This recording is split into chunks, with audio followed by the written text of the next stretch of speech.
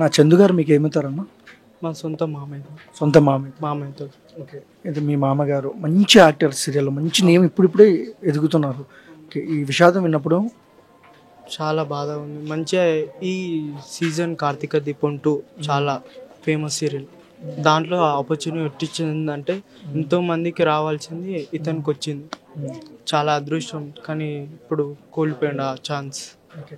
అంటే గత 10 సంవత్సరాలుగా ప్రేమించి పెళ్లి చేసుకున్నాడు వాళ్ళ వైఫ్ని, 2 పిల్లలు. వదిలేసి పవిత్ర దగ్గరికి వెళ్ళారు కదా, అప్పుడు ఏమన్నా మీరు ఏమన్నా మాట్లాడారా వద్దు ఉండండి అని? అట్లా అంటే ఇప్పుడు ఫస్టే ప్రేమించి పెళ్లి చేసుకున్నాడు. ఈ 3 సీరియల్ స్టార్ట్ అయినప్పుడు కొద్దిగా ఆమెతోటి క్లోజ్ అవ్వడం కారణం వల్ల ఫ్యామిలీకి కొద్దిగా దూరం అయిపోయింది. పవిత్ర యాక్సిడెంట్లో చనిపోయింది. ఆమె కోసమే చనిపోయారంటారా, లేదంటే వివిధ కారణాలు ఏమైనా ఉన్నాయా? మెయిన్లీ చెప్పాలంటే కొన్ని రూమర్స్ అయినాయి.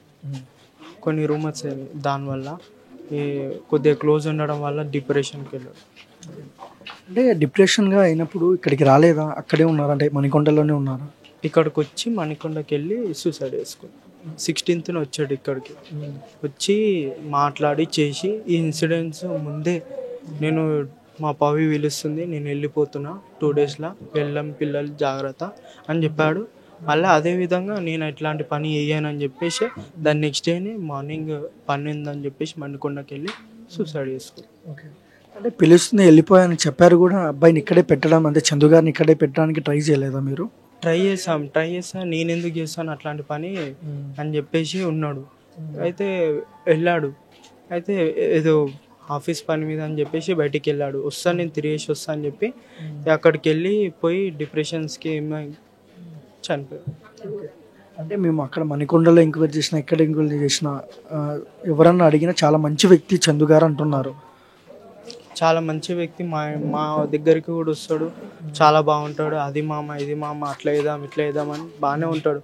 కానీ సడన్గా ఆమె కలవడం, ఇక కొద్దిగా ఫ్యామిలీకి దూరడం కారణం లాస్ట్కి ఇలా అయ్యింది. మొన్న యాక్సిడెంట్ కూడా చాలా దెబ్బలు తాకి అవి ఇవి కొద్దిగా డిప్రెషన్స్కి వెళ్ళి కొన్ని ఇంటర్వ్యూలలో కూడా చెప్పాడు, నేను 2 daysలోనే ఉంటాను, తర్వాత గుడ్ న్యూస్ వింటాను, అది కూడా చెప్పాడు. కానీ ఇలా చేస్తాడని అస్సలు ఎవరు ఎక్స్పెక్ట్ చేయలేదు. ఫస్ట్ ఆఫ్ ఆల్ ఇట్లా ఎక్స్పెక్ట్ చేస్తాడని అస్సలు అనుకోదు. కానీ సడన్గా ఇలా చేయడం చాలా రాంగ్ డిసిషన్. అంటే వాళ్ళ వైఫ్ కూడా చాలా చిన్న పిల్లలు, మా నాన్న కూడా చాలా బాధపడుతున్నారు. వైఫ్ కూడా చిన్న పిల్లలు, ఒక పాప ఒక బాబు, చిన్న పిల్లలే. వాళ్ళకు కూడా ఏం తెలియదు. ఇప్పుడు వాళ్ళకు కూడా డాడీ చనిపోయింది అన్నట్టు కూడా తెలియదు. ఇక కొద్దిగా మా అత్తమ్మ కూడా కొద్దిగా దూరం ఉండడం, మా తాత అమ్మమ్మ కూడా కొద్దిగా దూరం ఉండడం వల్ల అది ఇది కారణం వల్ల దూరం అయిపోయి కొద్దిగా అప్పుడప్పుడు వచ్చి కోపంగా ఉండడం, చిరాకు పడడం చేస్తుంది. అంటే అంత వెల్ సెటిల్డా ఫ్యామిలీ మొత్తం? సొంత హౌసేనా? సొంత హౌసే, వెల్ సెటిల్డే.